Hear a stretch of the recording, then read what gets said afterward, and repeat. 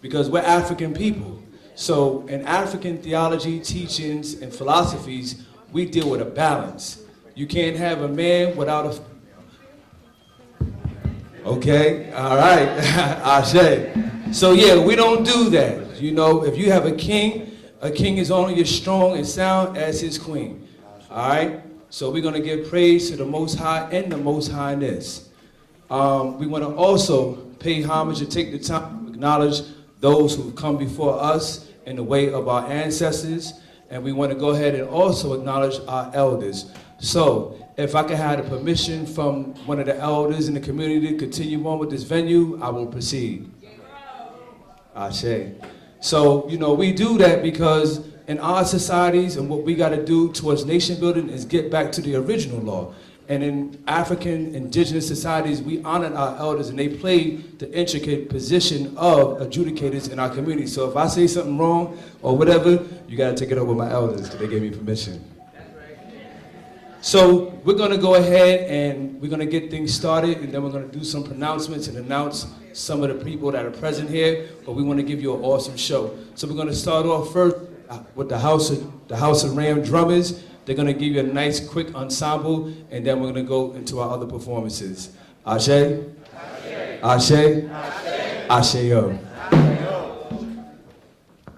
All praises to the creator of the black man. Sankofa! Sankofa! Sankofa! Oh, bird of the dark people from a faraway ancient land, carry me back on spiritual wings to remember my history. Sankofa! Sankofa!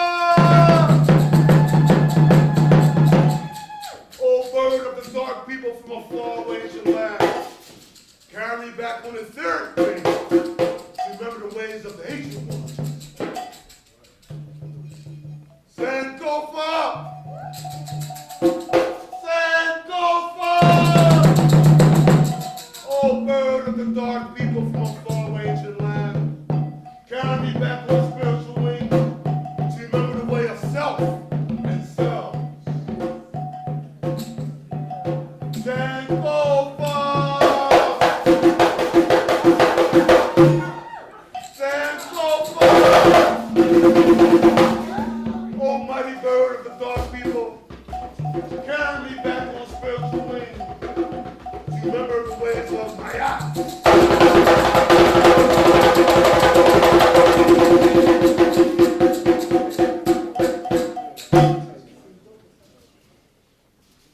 Welcome. Bunga. Mother Earth welcomes us all here. So do we. Now, the song we drum. Bunga, Alapia, Ashe, Ashe. Bunga, welcome, Alapia. Peace be unto you. Ashe, Ashe, and so let it be. Those that are familiar with this rhythm, please join me. It has been by the side.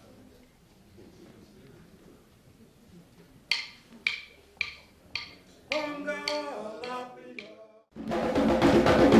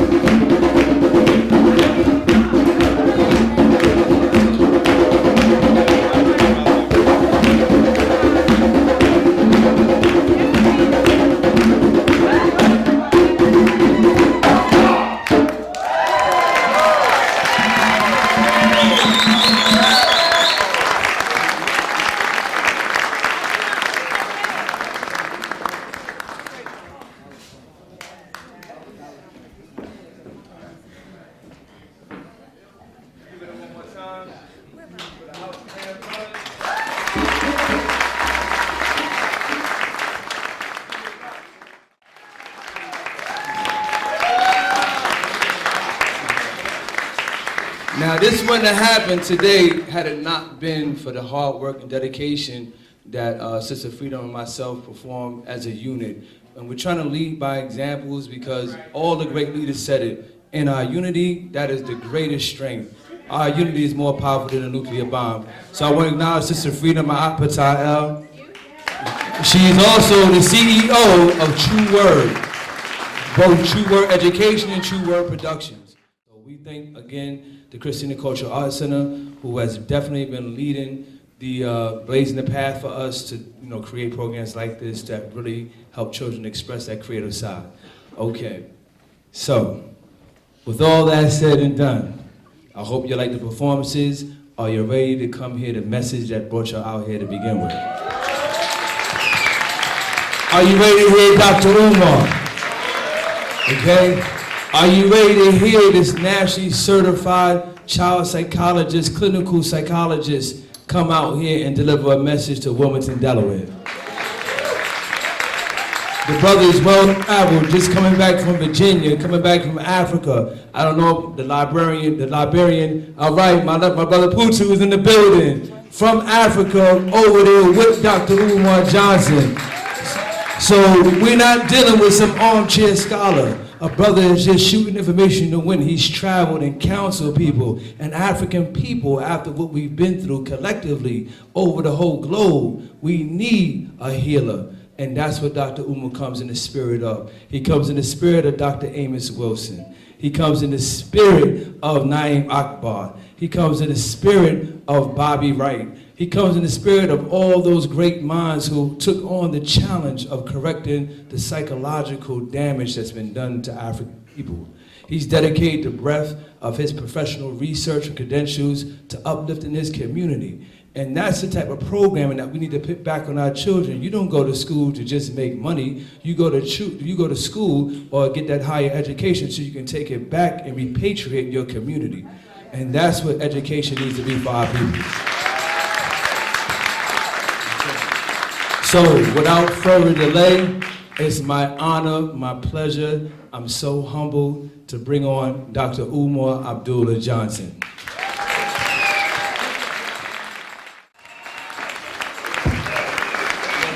Ashe. We're going to set this up in the back and everything. How's everybody? All right, it's an honor to be here in Delaware. I'm going to put this in here so we can roll. All right, we're going to rock. It's an honor to be here. For those of you who don't know me, I'm Dr. Umar Johnson. I'm a certified school psychologist, doctor of clinical psychology, educator, political scientist, but I'm a Pan-Africanist. That's right. And great-great-great-great-grandnephew of Frederick Douglass.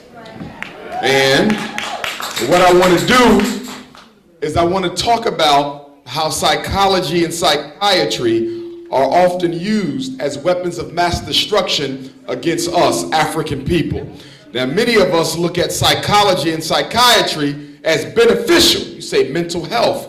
We need mental health treatment. African people are traumatized. That's very true, but we cannot get the help from the traumatizer. Are you following me? The oppressed cannot go to the oppressor and look for a remedy. The European is not capable of reversing the conditions that he created amongst African people. So when we talk about the use and abuse of psychology and psychiatry against African people, we must first start with slavery. Now, during our enslavement, there were two very popular diagnoses given to African people. One was drapetomania, and the other one was nigritude. Now, drapetomania was a disorder created by Dr. Cartwright, a neurologist out of New Orleans, Louisiana. In fact, I was in New Orleans a couple months ago, and they had an exhibit at the museum on Dr. Cartwright and his drapetomania disorder. Now, drapetomania was a mental illness given to any African who attempted to run away from slavery. Wanting to be free was an illness. So Nat Turner was mentally ill. Denmark Vesey, mentally ill. Harriet Tubman, Sojourner Truth, G. Jock Dessalines, Bookman Dada, Toussaint L'Ouverture, mentally ill. In other words, doing anything against white supremacy means you are crazy. Now, the next disorder was called nigritude. Nigritude was created right up the street in Philadelphia. European by the name of Dr. Benjamin Rush. You might know his name. He was a signer of the United States Declaration of Independence. He was also the Dean of Medicine at Pennsylvania Hospital.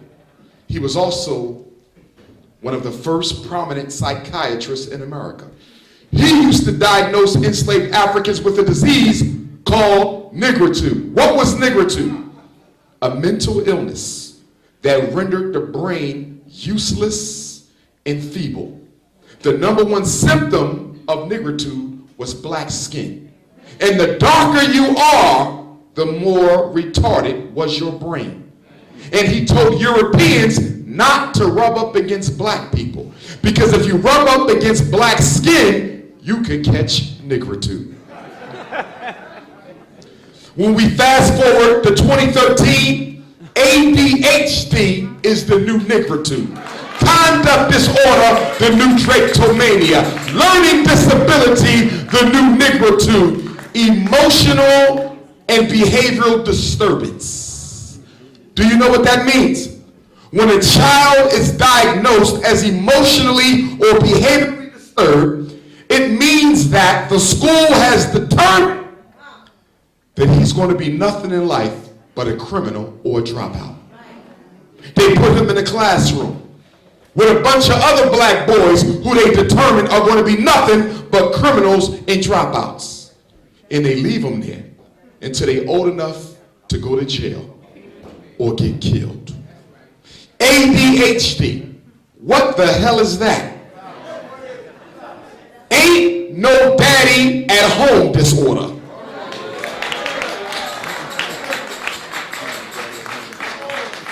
%75 of African boys diagnosed with ADHD don't have a father figure in the house. This has nothing to do with psychology. This has nothing to do with psychiatry. This is about a war against black men. And so you take the daddy out the house for selling dope. And then you take the dope from the daddy, put another name on it, and give it to his son so he can sit still long enough to be miseducated. I mean, let's look at it. Ritalin, Concerta, Strattera, Cycler are all methylphenidate. Methylphenidate is classified by the Drug Enforcement Agency of America as a Schedule B drug. That means it's in the same category as cocaine and opium. That means that the abuse potential of Ritalin is equal to the abuse potential of crack. It is synthesized cocaine. And you give this to your son because a white female teacher said he needed it. Now hold on now. Teachers are not trained in mental health. They are trained to teach. Most of them can't even do that. But you want to come out of your expertise, become a psychologist, and you got the audacity to tell black people that their children need medication in order to get an education. And we have bought into the situation. 3 reasons why schools like to put children on drugs and in special education. The number one benefit of special ed is what? Extra money. Whenever I diagnose a child with a learning disability, retardation, autism, emotional disturbance, deaf, blind, traumatic brain injury, orthopedic impairment, multiple disability, health impairment, speech and language delay, the school automatically gets from President Obama, the minute Dr. Umar diagnoses the child, a couple extra $1,000 a year. So if you take Delaware, average child gets $6,000 spent on their education. The regular kids, the minute I say your son is special, he's not worth $6,000 no more, brothers and sisters. He's worth $12,000. And I get that other $6,000 every year he's in special ed. So your son goes into special ed in the 8th grade. He'll be in the 8th, the 9th, the 10th, the 11th, and the 12th. 5 years. 5 years times an extra $6,000 is a $30,000 benefit to my budget. Your child is in 2nd grade. I diagnosed him as emotionally and behaviorally disturbed. He got 10 more years of school times $6,000. He's $60,000. Your child is in kindergarten. I'm gonna put him in special ed for ADHD. He got 12 years of school. That's 12 years times 6,000. You do the math. Special education is a business, it is a hustle, and it is a racket of making money off black children who were previously miseducated. Wait a minute. You didn't teach my son how to read from kindergarten to 3rd grade. And you got the audacity to want to special educate him from 4th grade to the 7th grade. Then you got the audacity to want to medicate him from 8th grade to the 12th grade. And then you got the audacity to want to incarcerate him from 12th grade to his 21st birthday. But you know what, black people? I'm a little upset at us. Because not only does the school district like to hustle black children, some trifling ass parents like to hustle black children. I want to get an SSI check. Some of y'all got 2 and 3 children getting crazy checks for all 3. It's called cash for crazies and dollars for dummies, and many of us are cashing in on it. So you hustling the child, and the school is hustling the child. And then you got a nerve to get mad at him or her because they choose to drop out. Well, what the hell they want to stay in there for? They looking at you wondering what's wrong the hell with you. You got me going in here being mistreated by this white woman. All the black male teachers gay as hell in the school. And you want me to stay in here. I was at a professional development last month. Superintendent ran up to me. Dr. Umar, we took your advice. We went out and hired 12 new black male teachers. You're going to meet them this afternoon at the in-service. I said, good job. I went into the in-service. He asked all the new black male teachers to come to the front of the room, and they was floating their ass off. I said, what kind of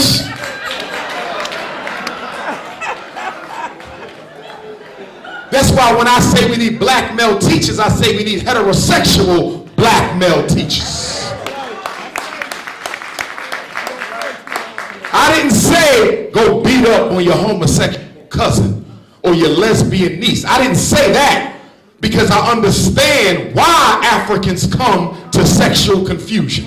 And most of them come to sexual confusion because they were introduced by us through molestation in the family system. 95% of all black male homosexuals I've ever done therapy with were molested by a male relative. 95% of every lesbian girl in high school that I ever met was sexually abused by a man. And that sexual abuse transformed into hatred and rejection of all black men. So we got to understand something. Every time you see a homosexual black male, every time you see a lesbian sister, the black community is responsible for producing that type of a psychosis. We like to talk about Eddie Long and Klepto Dollar and TD Fake, and we like to talk about Jerry Sandusky and all the freaky stuff they be doing. But what about the freaky stuff that goes on in your house? What about the freaky stuff that go on in your community? What about the freaky stuff that go on in your church? And because so many young boys and girls ain't allowed to tell the truth on the pastor, they got to go out and write tell-all novels and tell-all books. Because won't nobody tell the truth about what's going on after the church service is over.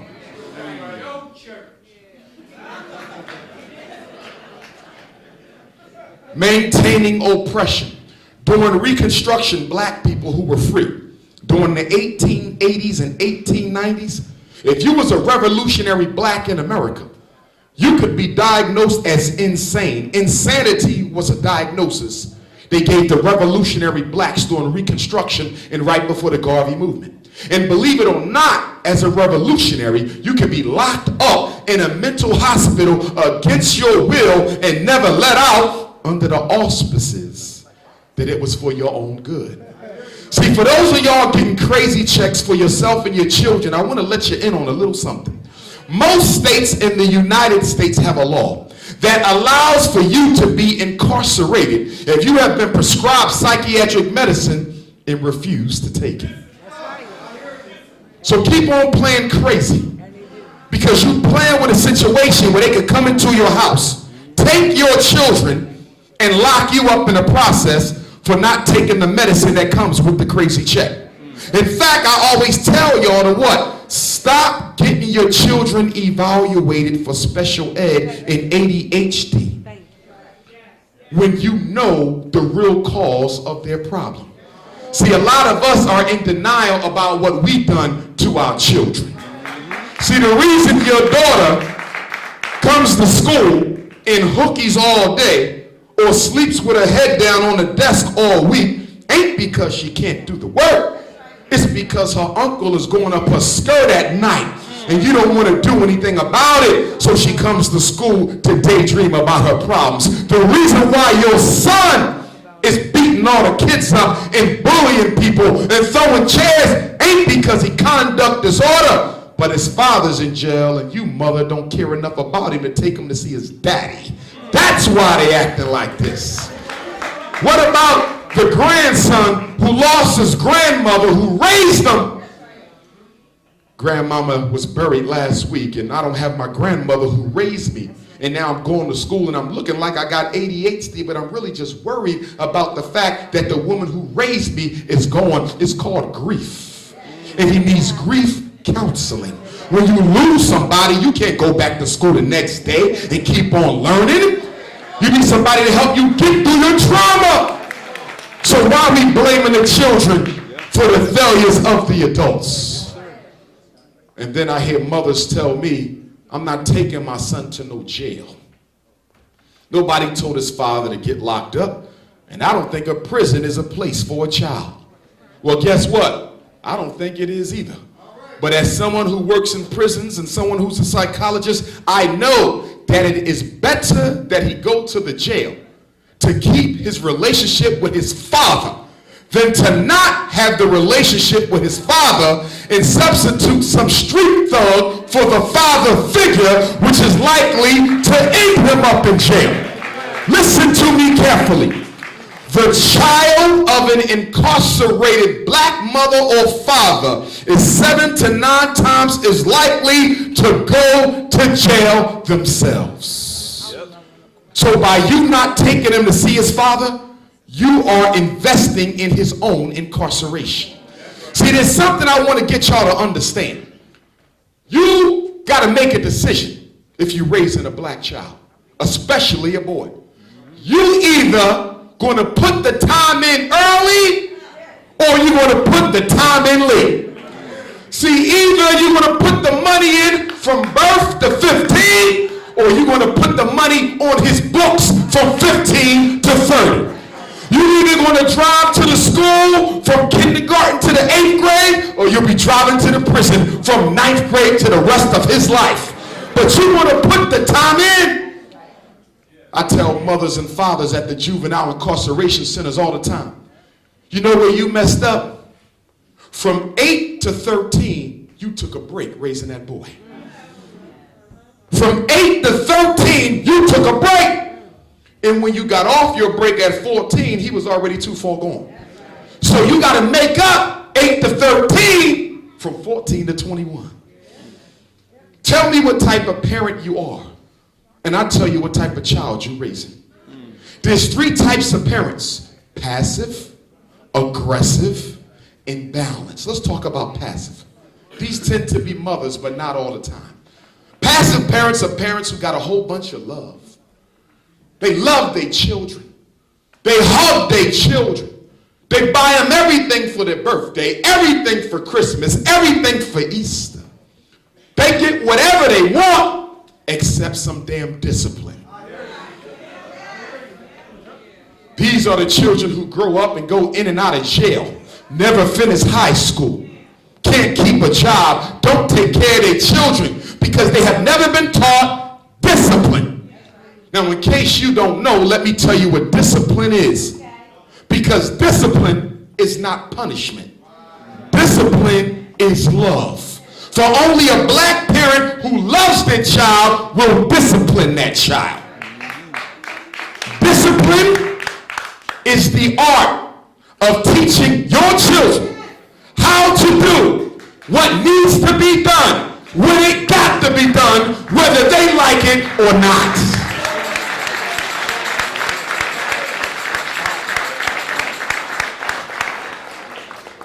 The ability to turn off the NBA finals because they got a test. The ability to put down the basketball and come back in the home because I got to get ready for my finals exam. The ability to turn off the internet and get my chores done because my mama said I better have this done before I go to bed.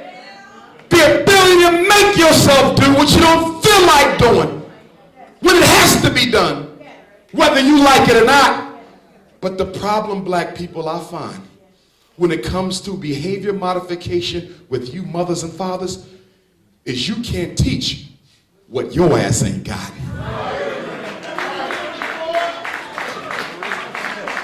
If you ain't got the ability to make yourself do what needs to be done, how are you going to teach it to him? How are you going to teach it to her? And so most of our people suffer from a lack of discipline. Sexual, financial, emotional, dietary, social, and otherwise. Nearly everybody you know and love either made it or didn't due to the ability to control their actions. Do you not know that the white man is waiting for your son to fail so he can strip from him any opportunity of fixing his life? And you want to keep giving him second chances, third chances. I'm not going to warn you again. That's my third warning, my fourth warning, my fifth warning. How many warnings does the judge give out? Hey, can I pick on my mothers for a minute? Ladies, do you know why you yell so much? Do you know why you give so many warnings? Do you know why you threatening all the time? Because your ass too lazy to give a consequence.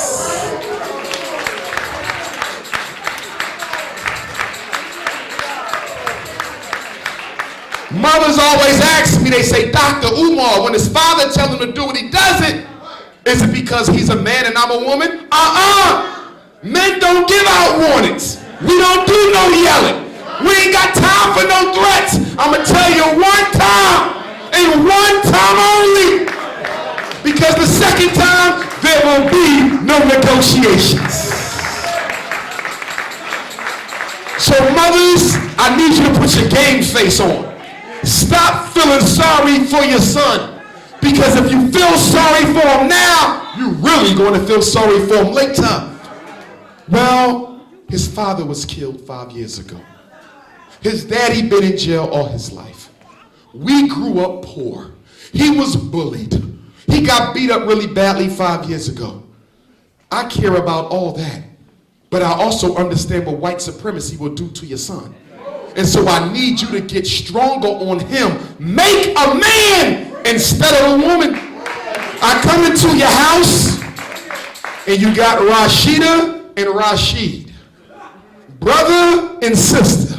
Now Rashida is strong, independent. She got straight A's in school. She got an after-school job. No babies. National Honor Society. Full scholarship to college. She owned her game.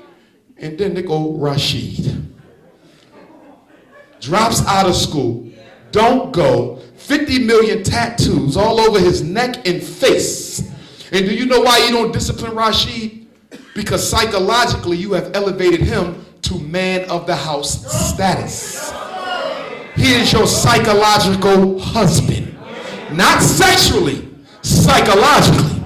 And because you require that masculine validation, you let Rashid do what he wants for fear that he might cut off his attention to you.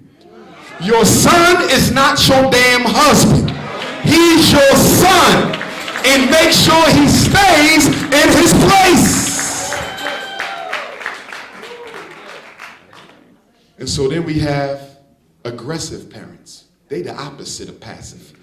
These tend to be the fathers. Their kids go to school, do their work, don't go to jail, they go to college, they're disciplined, they're self-controlled. They become everything daddy wanted them to be, except happy. They're some of the biggest undercover drug addicts, cigarette smokers, alcoholics, sex addicts. Oh yes. They did conquer the world, but didn't conquer their own damn demons. He's a Fortune 500 CEO. He's the top lawyer in the state, but he's also a suicidal person. He's beating his women up because him and his mother had a terrible relationship. So behind closed doors, he's oppressing the women in his life. Fathers, we do good with discipline, but we don't do enough with showing our children that we love them for who they are and not what they can do. And the other thing, I need my fathers to understand, you do not have the right to selfishly live your dreams through your son. If he don't want to be a football player, he ain't got to be one. If he don't want to be a basketball player, he ain't got to be one. I'm getting sick and tired of running into Negro daddies trying to live their life a second time through their son, and in the process, destroying his self-esteem. And to that end, you need to be careful who you let coach your son. Because a lot of football coaches and basketball coaches are trying to live their life through your boy. And so when he misses the game-winning shot, he gets derided and ridiculed, and his character gets assassinated, not because he missed the shot, but it reminded the coach of how many shots he missed in his own life. And then the third type of parent is in the middle. We call them balanced. These are parents who are sometimes passive and are sometimes aggressive. But the wisdom is that they know when to let the child make a mistake and when they need to step in and make the call. See, there's no book that's going to teach you how to be a good parent. It is an art that you perfect with your own children. Give me your kids and I might be a terrible parent. I give you mine, you might be great. Because it is a personality adjustment that needs to take place. You want a simple rule on when you should let your child make the decision? Children should be allowed to make decisions. But you as parents supposed to do what?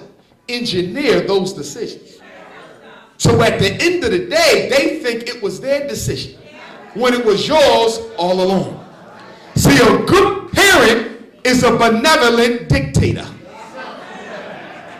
Ladies know what I'm talking about, because a good wife is a benevolent dictator. She make him think he chose the house, but it was really her. She make him think you chose me as your wife, but I really chose your ass. Let me give you an example. Your son wants to play basketball in college. He got 3 scholarships, but he want to go to some hood college where the kids spend 4 years of football but never get a diploma. So what you're going to do is talk to that boy and get him more interested in the 3 schools that have the scholarships. You're going to take him on a visit. You're going to arrange for him to meet with the coach. You're going to arrange for him to meet with some of the athletes on campus. You're going to do what? Engineer his decision. That's how y'all get this done. You got to be a benevolent dictator. Here's the issue. Children should never be allowed to make a decision that could ruin their life. Ladies, let me give you an example. It's a snow blizzard in Wilmington. It's 10 inches of snow outside. Your daughter's boyfriend came over to visit. And now the snow is getting up to like 2 feet. And he says, well, you know, ma'am, I live on the other side of the city. Public transportation ain't running. My mommy and daddy at work. Ain't no cab service in Wilmington. Can I spend a night on the couch?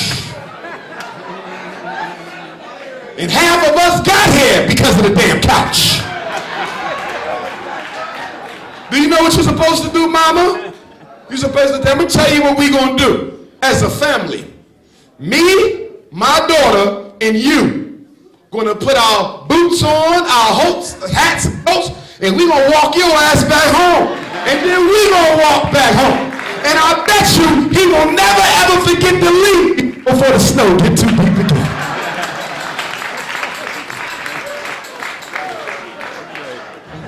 Y'all forget that y'all used to be children?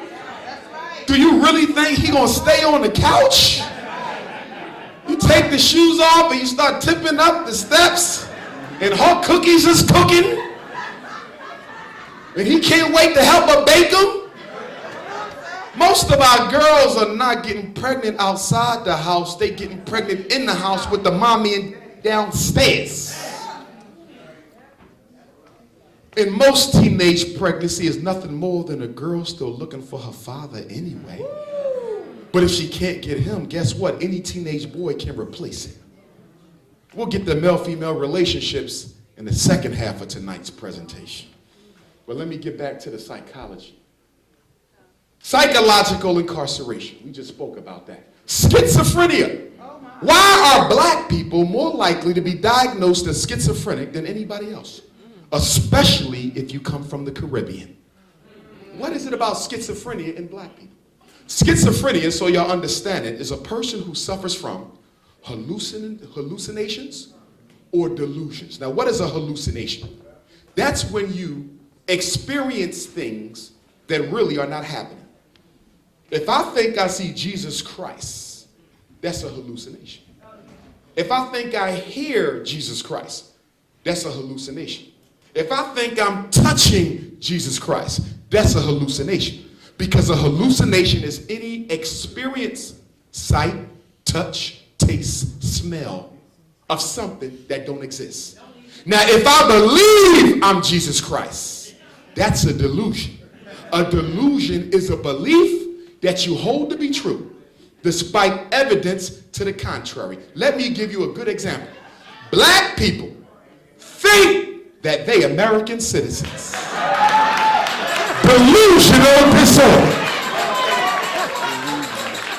You see? That's why we all schizophrenic. Black people think that President Obama, his last year of office, gonna put on some damn LeBron Jameses and some skinny jeans and a hat and start doing something for black people. That's a damn delusion.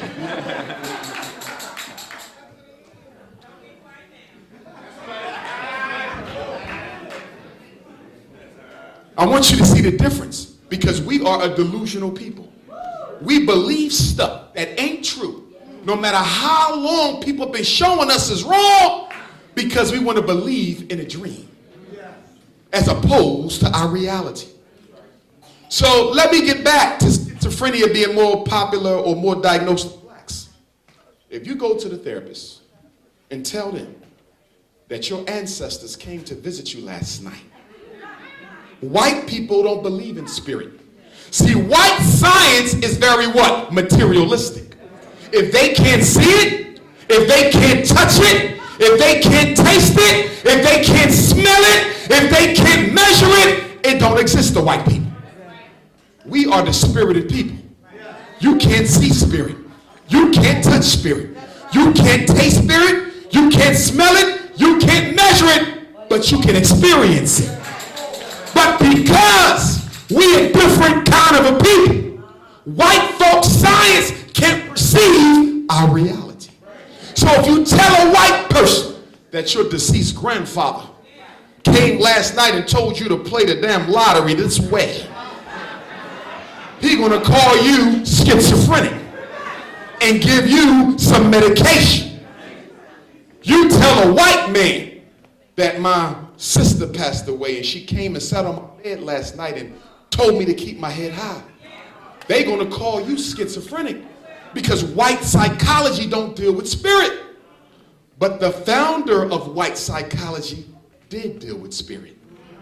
Sigmund Freud went to Nile Valley civilization, studied the subconscious systems of the mystery order, came back to Europe and called it psychoanalysis. Psychoanalysis is the psycho-spirituality of Nile Valley culture.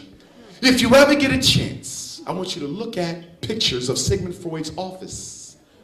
It looks like the office of Naim Akbar or Wade Nobles. He got the statues of all the deities of Kemet. For what? Because he copied their system. Sigmund Freud and Carl Jung, even though they was racist, they attributed it to Africa, the origins of that great invisible thing that lives amongst all people. See, in order for us to be healed, brothers and sisters, we cannot use the white man's psychology. We have to evolve our own psycho-spirituality. See, the word psychology comes from the root psyche. The word psyche in African terms means spirit. Psychology is study of the spirit. But the white people corrupted it and said it means mind. So they study the mind. What the hell you worrying about the mind for if you don't understand the entity that is creating the thoughts that come from the mind? So now, don't go to the white people telling them you got spirits in your house. And make sure you tell your kids the same thing, because you know, in the African system, because the children just came back from the ancestral realm, the spirits deal with them more than you, because they just came back. See, in our culture, everybody living is a reincarnation of someone who used to live. So everybody in here is an ancestor come back again. But do you know which one you are? See, it's easy to say Marcus Garvey and Harriet Tubman and Patrice Lumumba and Queen Nzinga, but you skip over all your own personal ancestors. What about mom's mom, or dad's granddad, or mom's great-grandfather? Everybody in here got 4 ancestral roots: maternal grandfather and paternal grandfather, maternal grandmother and paternal grandmother. How in the hell can you benefit from your rich ancestral lineage if you don't know their names and can't call on their energy? And don't look for permission from the Bible to deal with your living dead. Don't look for permission from the Quran to deal with your living dead. Because we was dealing with them before there was anybody called Christ, any Muhammad ibn Abdullah, any Abraham, any Noah. Our spirituality supersedes every religion in existence. And you got to stop looking for new religions to give you permission to practice that old time religion.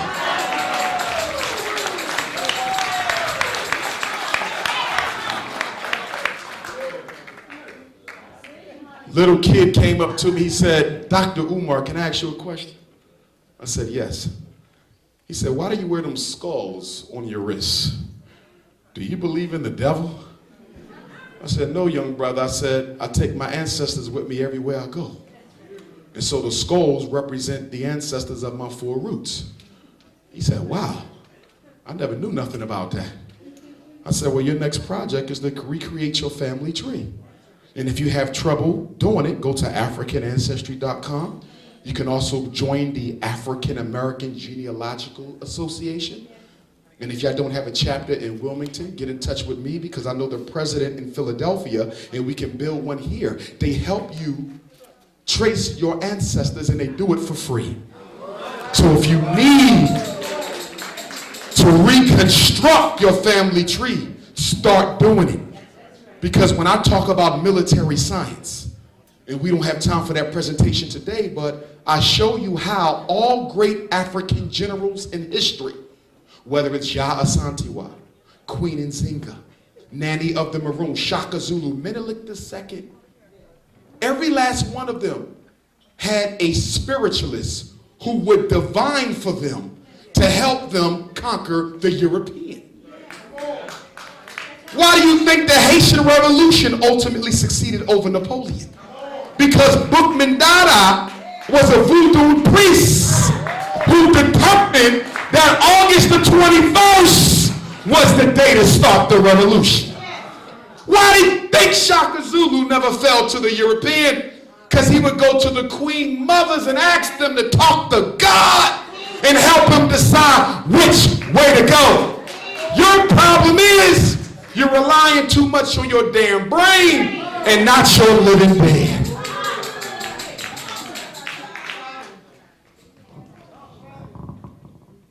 Raise your hand if your child is currently diagnosed as mentally gifted. One. Only. Why do we have two? Why do we have so few black mentally gifted children? I'm going to tell you why. Some of y'all heard me discuss this briefly on Hidden Colors 1.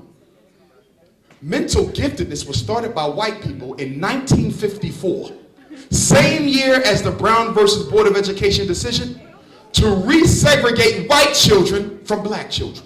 After the Supreme Court said you couldn't use race to segregate, white folks came up with a new idea. They said if we can't separate them because they're white, we're going to separate them because they're too smart to be in the same class. And so the mental gifted movement was born in 1954 as a strategy to take white kids out of the class with black. Now, you say, how do I know if I want my child tested for? If your child got straight A's and B's for at least 2 years, your child has pretty good attendance.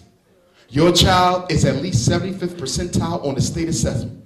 Your child is coming home complaining that the work is too easy. Your child's teacher is complaining that they're getting done too fast and they don't know what else to do with them. Your child's teacher is complaining that your son is ADHD. ADHD is a differential diagnosis for mentally gifted. The reason a lot of our boys are playing around in class because the teacher got nothing to hold their attention.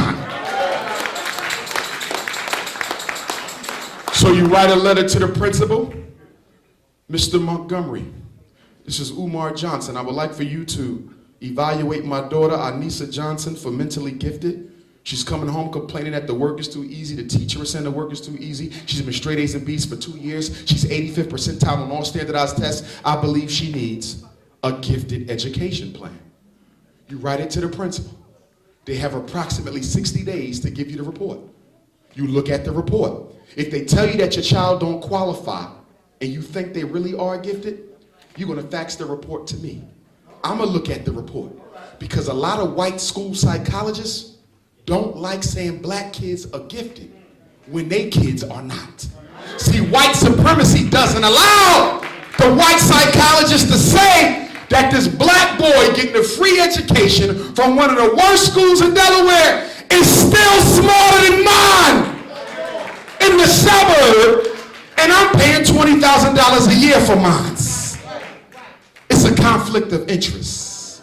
So you gotta fax Dr. Umar the report so I can look at it. And if we find that foul play was used in evaluating your child, the United States Department of Education gives you as parent the right to a second opinion at public expense. You get to find your own school psychologist to reevaluate your child to determine whether or not this psychologist was right or wrong, and the bill goes to the school district. You don't pay a penny. It's called independent educational evaluation. Remember those 3 words. It doesn't matter if you live in California, Texas, Chicago, Pennsylvania. Special ed is a national program. So what you learn today applies wherever you live, including the Caribbean. Because you know America still has colonies like St. Croix and St. Thomas and St. Kitts. And so they got special ed in the Caribbean too. They got ADHD in the Caribbean too. They got it in London, England when I was there. This war against black boys is not just American. It's a Pan-African phenomenon. And it's going to need a Pan-African approach to overcome it. Now listen to me carefully.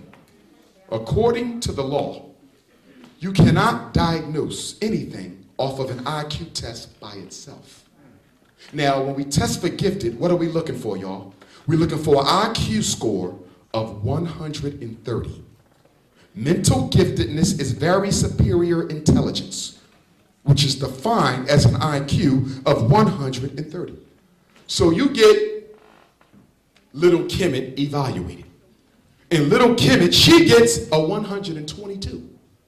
Now that's lower than 130. But 120 is still superior. The white man is going to say she don't qualify. But once I get the report, we want to write a letter to the principal and tell them how you cannot say my child is not gifted just off of her test. And because every IQ test is racially biased to begin with. My daughter Kimmett's 122 is actually higher than the white boy's 130. Did y'all see that? So that's why y'all want to stay in touch with me whenever you have a situation. Mind control. I want y'all to understand that nearly everything you watch on TV, every radio station, every piece of music, every book, every magazine, every form of propaganda you see comes from 5 major corporations. Who are these beasts that control the misinformation? You have AOL Time Warner. You have Walt Disney. You have Viacom. You have Rupert Murdoch News Corporation. And you have Bertelsmann. 95% of everything you read is coming from white supremacists, all of which sit at the table of the Council on Foreign Relations. And if you don't know your history on the CFR, you know that was started in 1921 to disrupt Marcus Garvey's influence in Africa. Now, who's some of the people who belong to the CFR? Jesse Jackson. I heard Al Sharpton is a member. And Michelle Obama actually sits on the board of directors for the CFR. That's right. See, we won't be able to fix our situation until we understand the influence of the black bourgeoisie as a stop on the progress of black people. See, at the end of the civil rights movement, after they assassinated Dr. King, America was tired. They said the decade of the 60s was too much. They said we had to deal with Malcolm, Martin, Medgar, Huey. We had Black Panther parties, Nation of Islams. We had Garvey movements. We had civil rights. We had SNCC. We had CORE. It's too many of them. They popping up every day. So they said we got to do something about this. We won't be able to maintain the social order if we don't do something about this revolutionary energy. And now that Martin is gone, we ain't even got nobody who could try to make them think twice. So they said, this is what we gonna do. We can't use white people to control black people no more. That's played out. We gotta use black people to control black people. So what we gonna do is we gonna put some black people in high places. We're gonna put some in the state legislature in Delaware. We're going to put some in the church, and we're going to give them money to start their own church. We're going to make some mayors, some lieutenant governors, some governors. We're going to let some of them get rich through entertainment. We're going to let some of them become chief of police and chief of the fire department. Some of them going to be in charge of the teacher union. Some of them going to be in charge of the labor union. We don't want a whole bunch. Just enough to give the illusion of inclusion.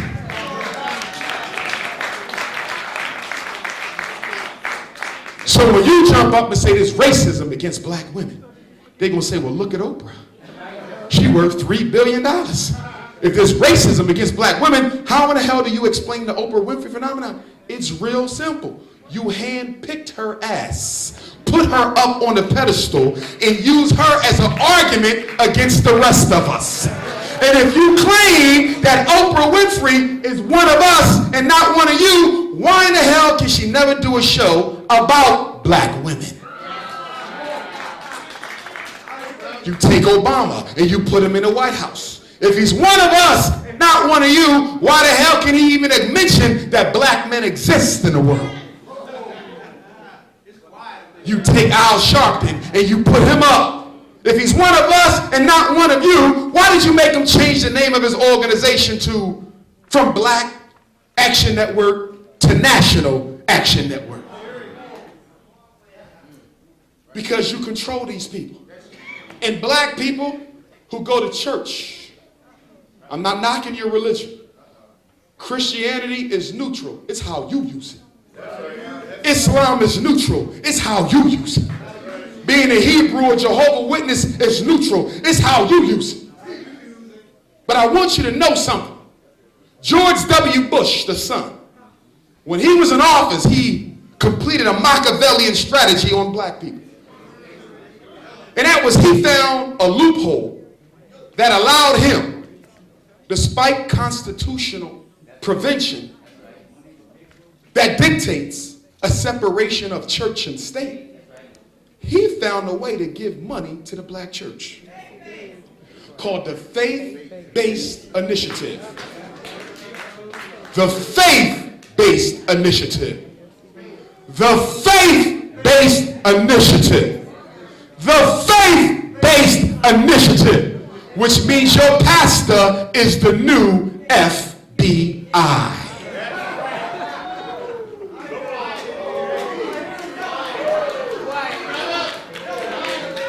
If you don't believe me, I'm going to give you a homework assignment. I want you to go downtown, find out where the FBI headquarters is in Wilmington. If the headquarters ain't in Wilmington, find out the next closest city in Delaware that has an FBI. Go in and ask them for a list of all of the members of its community advisory group. These are the people who advise the FBI on who they need to watch. They the ones who say, you know, Sunday the 24th at 3 o'clock, they got that crazy-ass Garveyite from Philadelphia coming down here. In fact, it's at least 5 of them sitting in here right now. Agents. And you'd be surprised who they be. He might be the blackest MFer in Wilmington. Don't let the dashiki fool you. Don't let the King Tut name fool your ass. He might have took 20 trips to Africa, but his ass is sitting down there with the director of the local FBI. See, let me explain something to you. White folk know that if they want to infiltrate black people, they cannot do it with people who you would automatically be suspicious of. They're not going to send a pastor in here of a megachurch. You know not to trust his ass. They're not going to send a chief of police. They're not going to send a state rep. They're not going to send a black cop. They got to send somebody who has your total trust already.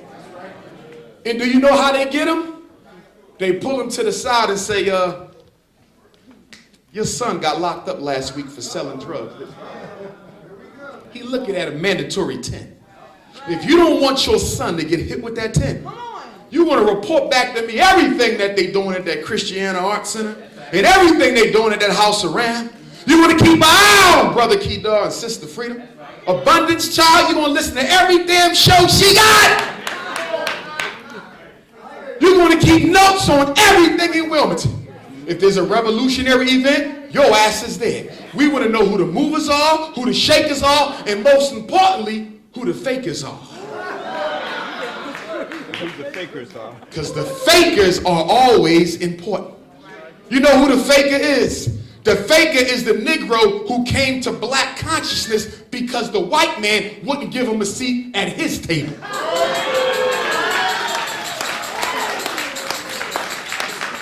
See, he wanted to be mayor, but they didn't think he'd make a good one.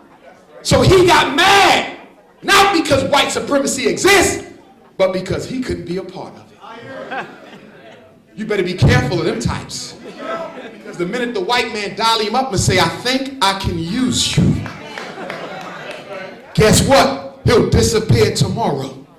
That's why you got to be careful about black folk who switch what they stand for every year. See, when you evaluate black people based on 5 criteria. 5! Consciousness. How much do they know about our condition? But consciousness ain't enough, because a lot of our scholars are very conscious, but also very cowardly. They work at all white institutions, write really safe books of how great we used to be 50,000 damn years ago, but don't write nothing about what the hell we going through right now. So consciousness is necessary, but it's not sufficient. The next is consistency. How consistent has she been with what she claims to believe in? Was she a nationalist 5 years ago, or only a nationalist since last week? Was he a socialist, then a nationalist, then an integrationist, then an Obama maniac? Do they change with the weather? Do they change with the political atmosphere? Or are they consistent? Next is what? Commitment. Are these people always there when you need them? Every time you call his name, he shows up? Or does he only show up when he can make $1? Or get on front of the TV? Or get on the radio? Or get his name in the paper? Is he consistent? Or just an opportunist? And then, I know I'm stepping on somebody because y'all faces is like, damn! Sister said, this nigga sitting right next to me!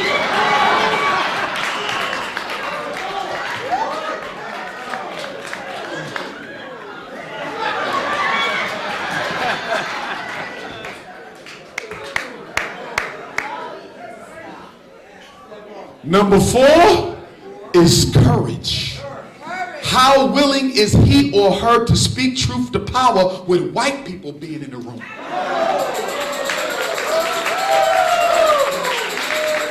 It's easy to be black when everybody in the damn room black, but are you black at City Hall? Are you black in front of the police district?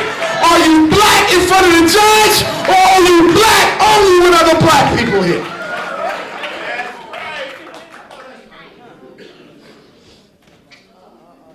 That's why I'm one of the only people in the conscious community who uses his real damn name. I'm Umar Johnson every damn way. And when YouTube, on Facebook, at the school district, downtown, in front of the judge, the damn cop, I ain't never no superhero. I'm always Umar Johnson. That don't mean that if you don't use your name, you fake. Don't get me wrong. Some people have a legitimate reason to hide their identity, but it needs to be hid for the right reasons. I didn't have a reason to hide mine because I ain't got nothing to hide. And the 5th criteria, brothers and sisters, is creativity. What the hell are you doing besides running your damn mouth and intellectually masturbating to change the conditions that affect black Delaware? I didn't say about the latest book your ass done read. I don't want to hear nothing about no damn DVD you done saw. I don't want to hear nothing about the lecture. What the hell have you done?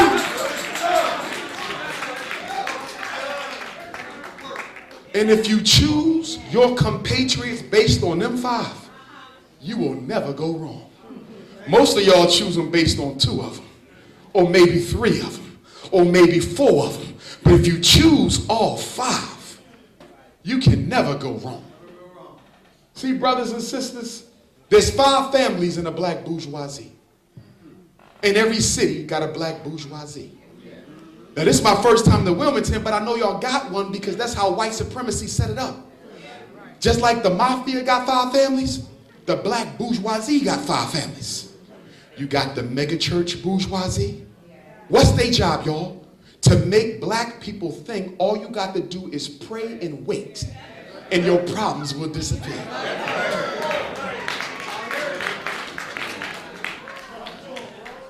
Now, all pastors and all imams are not automatically a member of it.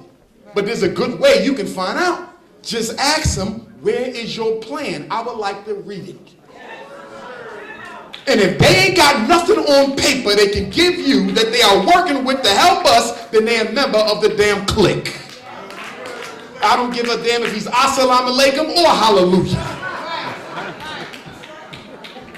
Or shalom or whatever. What the hell are you doing? What's the second family? The educated bourgeoisie. They work at the University of Delaware, in the community college, and all you know what their job is? To write books and articles and interviews blaming everybody except white supremacy for why your kids are being miseducated. Blame everything except white supremacy for why all our men in jail. Blame everything except white supremacy for why the black infant mortality rate is 3 times as high as everybody else's. Well, it's because the parents don't care. It's because the kids are into hip hop. It's because they're poor. It's because the daddies aren't. They got a damn thing to do with it. That's why they never invite me. Because I keep it real damn simple. That's why Tavis ain't caught my ass yet.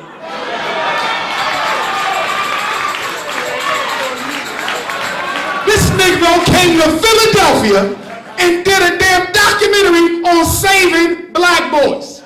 How the hell you gonna come to Philadelphia and don't talk to me about some damn black boys? Because I don't stick to the script. In fact, I go in there and play white.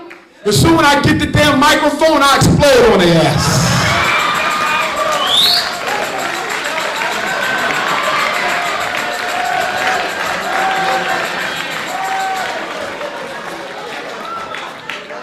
So I don't get no invitations. So y'all can stop texting me. Or are you going to be on the Tavis Town Hall meeting in Philadelphia? Hell no. I don't follow no damn script. Who's the third group? So we got the educated blacks. We got the religious blacks. Now we have the blacks with money. See, y'all got some black money in Wilmington. Problem is the people with it ain't going to spend it on you. Now, they might give a $5,000 donation to the Boys and Girls Club. They done gave $25,000 to the YMCA. They done gave $50,000 to their church, $1 million to the University of Delaware. But you out here struggling with our children. And you can't even give the $500 to take them down to the Great Blacks and Wax. Do you know why that is? Why did Oprah Winfrey build a school for girls in South Africa?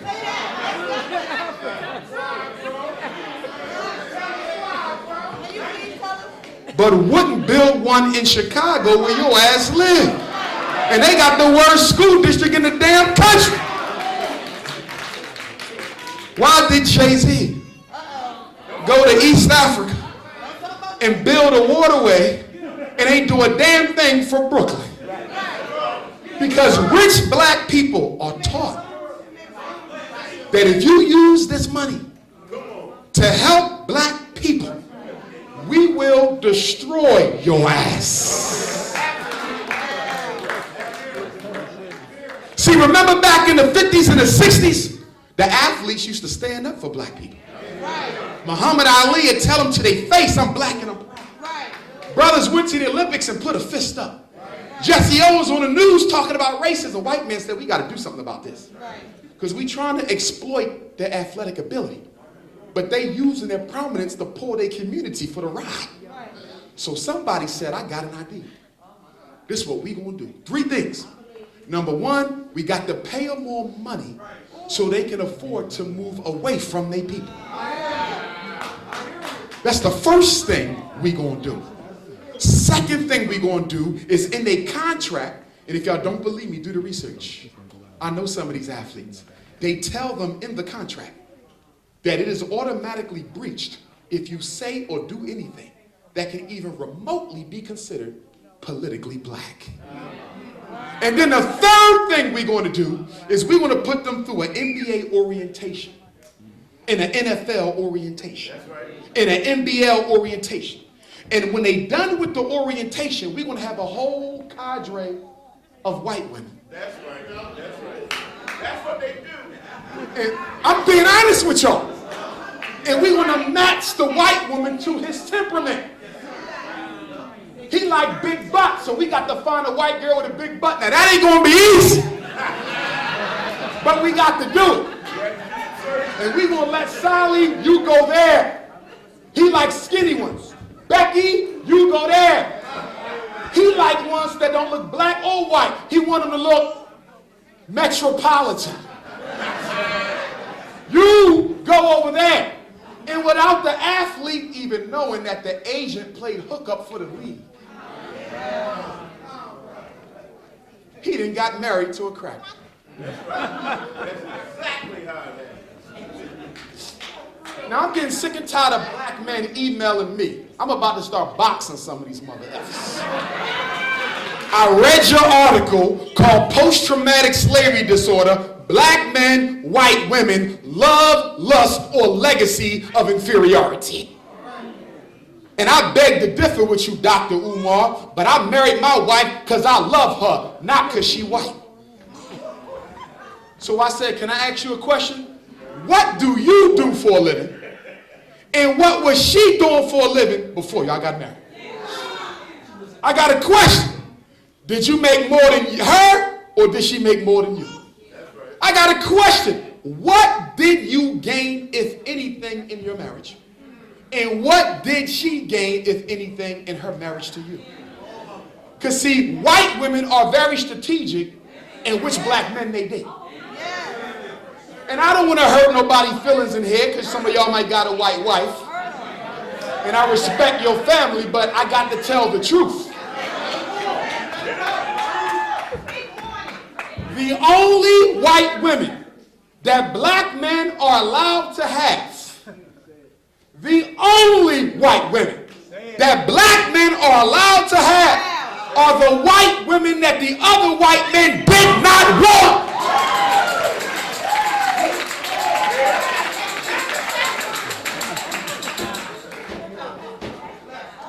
Call it leftovers. Call it half-baked. Call it the damn thrift store. Whatever you want to call it. But an educated black man is plan B for a white woman who can't get a white man of the same status. Y'all say, well, I don't necessarily believe that. Well, I'm going to challenge y'all. I got one question. Prove me wrong by doing one thing, and you got the whole America to shop.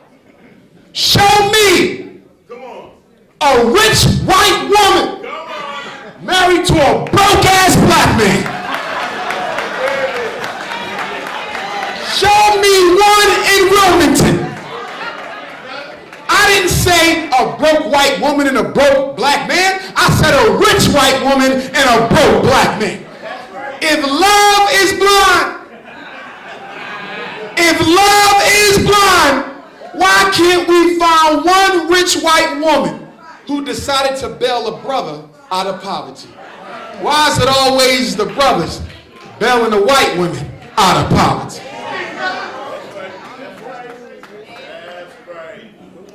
Where's the proof?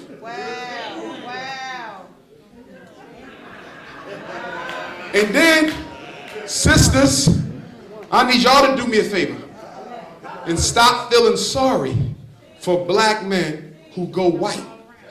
Because let me tell you what happens. They marry Becky when she's 22. But they're not thinking about what she's going to look like at 42. Because she ain't got your melanin. She ain't got your vitamin D. She ain't got your collagen. Her skin don't hold like yours. So by the time she drop 3 babies or turn 42, she barking like a chicken. Bop, bop, bop, bop, bop, bop, bop, bop, bop. Chin hanging. Oh, excuse me, that's your mother-in-law? No, that's my wife. God damn, I'm sorry, brother.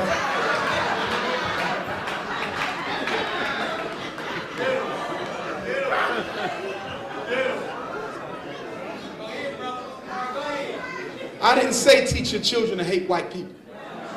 That's not who we are as a people. I can fight white supremacy and not hate him. I hate his system. I don't believe in teaching our babies to hate. But the reason I'm against interracial marriage is because of the damn children. See, I do therapy, y'all don't. You don't hear the stories about the little half black, half white girls who never met their grandmother because she told their mother, don't bring that nigga in my house. You don't hear them stories. You don't hear the stories about the half black, half white boys who never went fishing with his grandpa, but all his other grandsons go with him because he painted with the stain of the African. See, y'all said post-racial. That's a damn lie. I got a little black girl right now, beautiful, 14 years old, biracial girl. Never met her grandmother. Her grandmother is Irish. Her mother came to me and cried in therapy. The white woman cried in front of me, y'all. They said, my mother refuses to meet my daughter. She's 14 and said, I can never bring that black child in the house. It ain't about the damn white women. It's about them kids. You know how selfish it is to bring a baby in this world who's half enemy and half family, half oppressor and half oppressed, half victim and half victimizer, half God and half devil.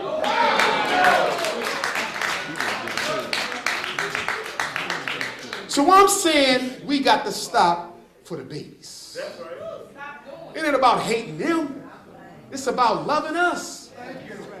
And then a brother run around talking about, well, sisters is gold diggers. Well, Tiger Woods' wife wasn't a sister. But damn if she ain't strike gold. Are y'all following me? Do you know what that white woman was doing before he met her?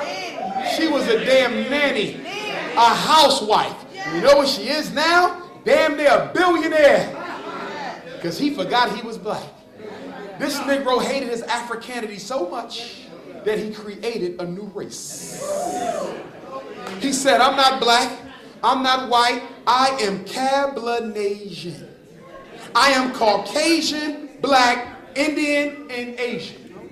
Till you cheated on that white lady. And they had your ass on the front of Cosmopolitan with your pants sagging, hat on backwards. You was all Negro now. White supremacy don't put black people in groups. You don't think so? Go talk to Terrell Owens. White supremacy don't put black people in groups. You don't think so? Go holler at OJ.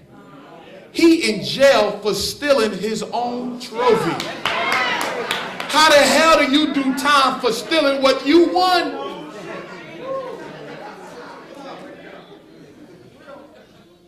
He was innocent of the criminal trial, but guilty of the civil trial. How the hell can I be innocent of the death, but liable for the murder? I was up in New York City with Attorney Alton Maddox, one of the only national black leaders I respect. He was talking about the Tawana Brawley situation. And y'all know Tawana told the truth. But white supremacy then remixed the whole trial that now Tawana has to pay her victimizer, the rapist, reparations.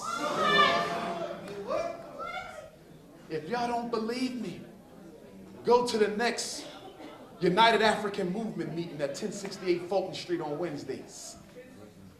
Attorney Maddox gives a current assessment of the case. She got to pay him for raping her. And I'm saying that because some of my brothers, and I love y'all, but y'all think we can use the law to get out of white supremacy. Ain't a damn law on earth you're going to dig the hell out that's going to stop the white man from being a damn devil. We ain't going to get out of this with no damn laws. Maritime, peacetime, rap time, whatever the hell it is. The only thing that ever brought people freedom on this planet, you can study it 3 billion years, is organized power and resistance. I didn't say you couldn't use the law as a strategy, because you can use it. I'm saying don't treat it like a damn religion. See, the one thing you got to understand about white supremacy is real simple, but y'all don't get it. White supremacy might change the color. It might change the gender. It might change the appearance. It might change the person in the office. It might change the institution, but it never changes its goals. What did Neely Fuller tell us about white supremacy in his compensatory code book? He said white supremacy goes through stages. First you establish it, then you maintain it, you protect it, you expand it, and what is the last stage, brothers and sisters? Refinement. What is refinement of white supremacy?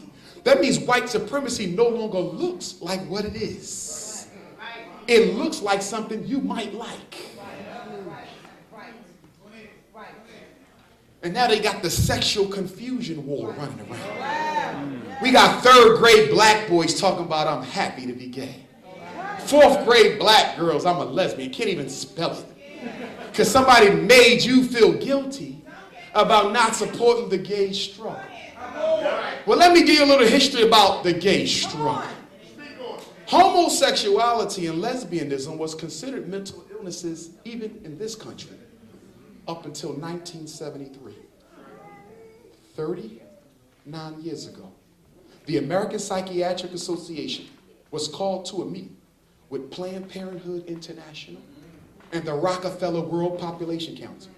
Now, what do the abortion people and the Rockefellers got to do with homosexuality? They decided that we should deregulate homosexuality as an illness and treat it like a regular behavior and then push it in the black community. Because we got the AIDS ready. The AIDS is ready. So we're going to make the black men gay, give them the AIDS in their anus, and they're going to shoot it into their women's vagina, and within 40 years, AIDS would be the #1 killer of black women on the face of the earth, 38 to 50. This ain't about sex. This ain't about lust. This ain't about culture. It's about African racial extermination. It's about reducing your damn numbers, idiot. If everybody in this audience today decides to only date people with the same reproductive organ for the rest of your life, where does the next generation of African children come from? You don't get none. So you have AIDS, you have drugs, you have prison, you have miseducation, economic castration, black on black homicide, and guess what? Homosexuality is worse than all them put together. You say, well, wait a minute, brother Umar, I don't agree with that. How the hell can homosexuality be worse than what's going on in Chicago? 7 bodies a day. I said it's real simple. In order for black on black crime to operate, people must have been born. There must be bodies. In order for you to miseducate, there must be bodies. In order for you to incarcerate, there must be bodies. But homosexuality prevents the semen from joining with the egg. You stop procreation altogether. It is worse than the rest of them put together. In black women, you know lesbian black women got one of the highest herpes rates in the country. Black men, homosexual, one of the highest HIV rates in the country.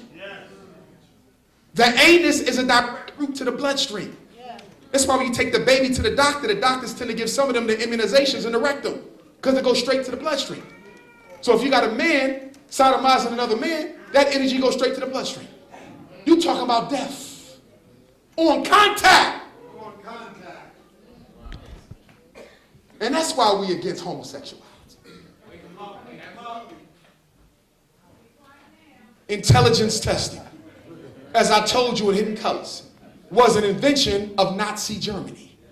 William Stern invented the IQ concept for Adolf Hitler to justify the extermination of European Jews and Africans. Because some of y'all don't know, but it was 50,000 of us who burned with them. Oh, y'all didn't know? You better get the book, Hitler's Black Victims. Yes, it was. They cut off penises, took out testicles, cut off clitorises of black women. This is all in Nazi documentation. Because blacks was all over the world. The Moorish brothers will tell you that. We was everywhere.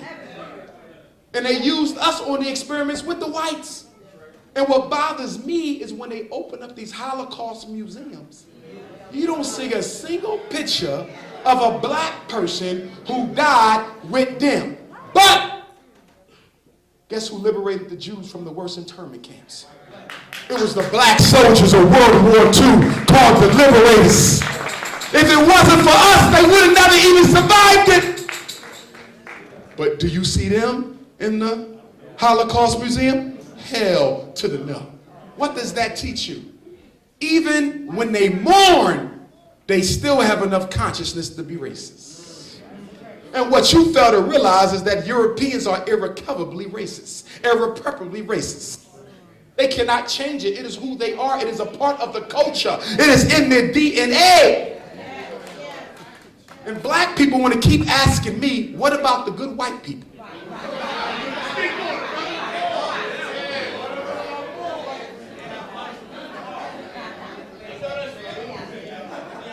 You got to go find just one to satisfy your need for their approval.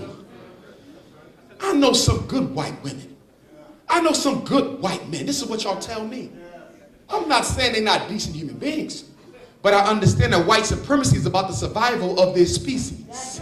And no matter how damn decent they may be, if they ever have to choose between your best interest and their best interest, they're going to choose their own.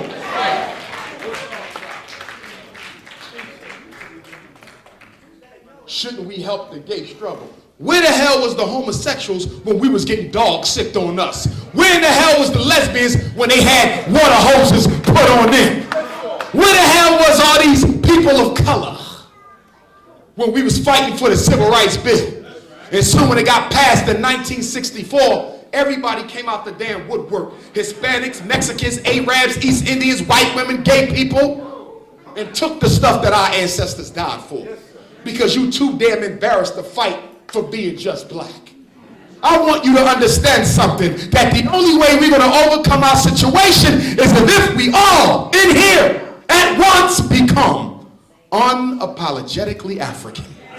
Until you are unapologetically African, you can't do God's work. And this is God's work. This is holier than the damn church, more sanctified than the masjid. There ain't no damn temple doing anything that can be considered more spiritual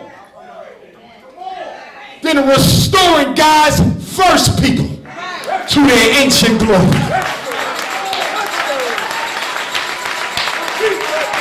There ain't a baptism that can touch that shit. There ain't a Shahada, a Ramadan, or nothing that compares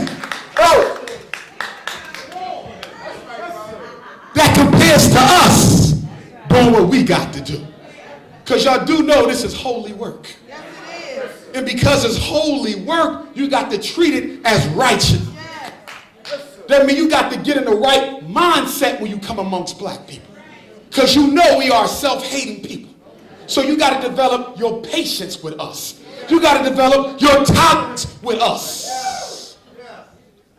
Because you cannot defeat white supremacy if you're going to fight it the same way it fights you. See, some of my brothers are so damn full of hate that when we beat the European, we ain't going to have to fight a civil war. Because some of y'all so full of anger, you can't stop fighting even after the victory. Are y'all following me? We can defeat the white man tomorrow, but now you need more enemies. And black people love to have enemies. Especially black women, my God. Y'all walk into a room, you don't even know the sister. I don't like her. Do you know her name? Does she live on your block? Does she date your ex? No. It's just something about her I don't like. I'm just not feeling it.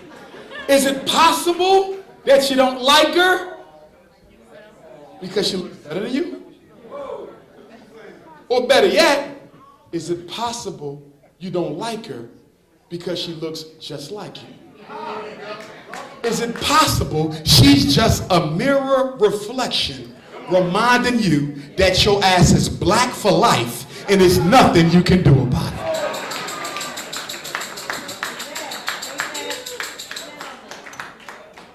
And then the NAACP and Urban League called me up and say, Dr. Umar, we need to use you for this project. We need to use you for this project, but we need you to tone it down a little bit.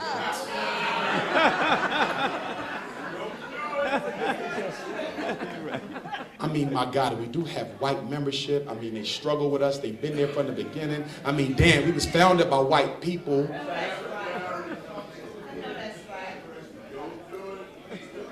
I want y'all to know why we don't accept white membership in our organizations. Marcus Garvey. Mr. Garvey said the reason we don't accept white people in the movement is because black people still suffer from post-traumatic slavery disorder. If a white person is amongst us, we will subconsciously look to them to lead us. Ain't that true? You don't believe me? Show me a black organization with white people in it where the white people do not occupy a position of influence. You can't give me one. Gotcha. Where the message at, you dog? Okay, there you go. Gotcha. Okay. Oh, y'all following me? As we wrap this up, because we're going to take a break in 5 minutes. And then we're going to come back and talk about male-female relationships. Just to let y'all know, my first book is on sale tonight. I want you to cop that. Psychoacademic Holocaust, Sexual Education, and ADHD Wars Against Black Boys. I want you to get that book because that book is your handbook on how to fight the special education and ADHD wars. I got a whole chapter in that book dedicated only to frequently asked questions that y'all always emailing me about. I got a whole chapter on how to deal with disruptive behavior without medicine. I got a chapter that gives you the top drugs they give our kids and the side effects and how much money they make off selling them drugs to your baby. I give you the definition of ADHD so you ain't got to go look. I give you the definition of retardation, definition of autism, definition of emotional disturbance. It's all in there, in one book. I got DVDs for y'all if you're interested in DVDs and also t-shirts with the book covers on it if you're interested in that. And make sure you get a bookmark to go with your book. But I want to say this in conclusion. We have to guard against extremism in the conscious struggle. Come on. Listen to me. We must have a code of conduct. We must have a protocol of behavior. But let's not get so damn extreme where it becomes so difficult to be black that our kids decide they don't want to be black anymore. Are y'all following me? I see brothers talking about sisters because she eating a piece of chicken. Now I know the chicken might not be good for her. But that don't make her damn sellout because she had a piece. I see sisters talking about brothers because he ain't got an African name. African names are beautiful. And I commend all those who changed them. But for some of us, that's not at the top of our priority list. It wasn't at the top of Marcus Garvey's priority list. It wasn't at the top of Amos Wilson's priority list. It wasn't at the top of Dr. John Henry Clark's priority list. Nothing wrong with doing it. I want y'all to understand me. It's beautiful. But understand that some of us got other things we need to do first.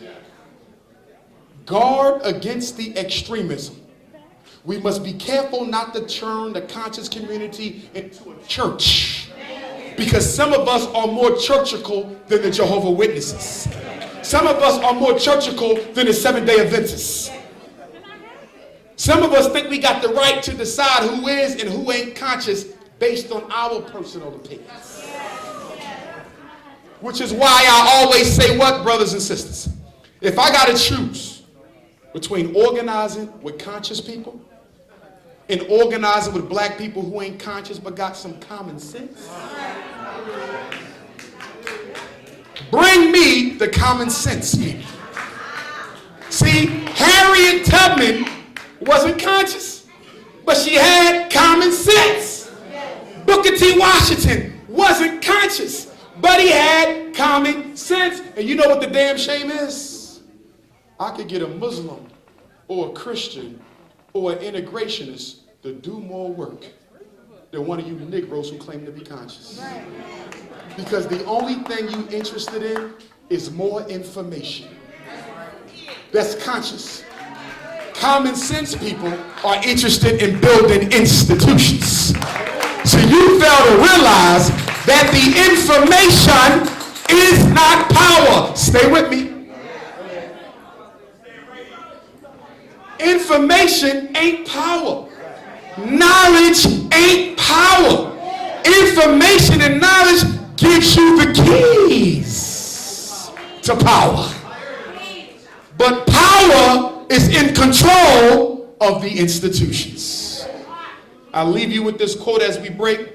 His Excellency, the Honorable Marcus Messiah Garvey said, after he was asked, are you a Jamaican or are you an African? Are you a Jamaican or are you an African? Are you a Jamaican or are you an African? And in response, His Excellency Messiah said, I would never, ever, ever, ever, ever, ever, ever give up a continent for an island. Ashe.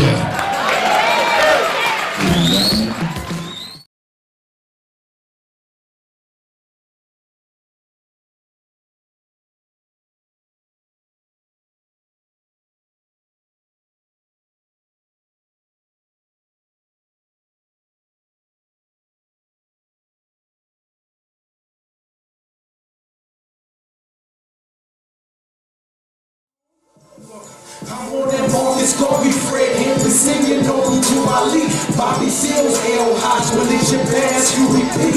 We want some true leaders. Come on, say true leaders. Come on, say true leaders. Now y'all say true leaders. Marcus Garvey, yeah, singing over to Ali, Bobby Seals, L. Hodge, when it's your past, you repeat.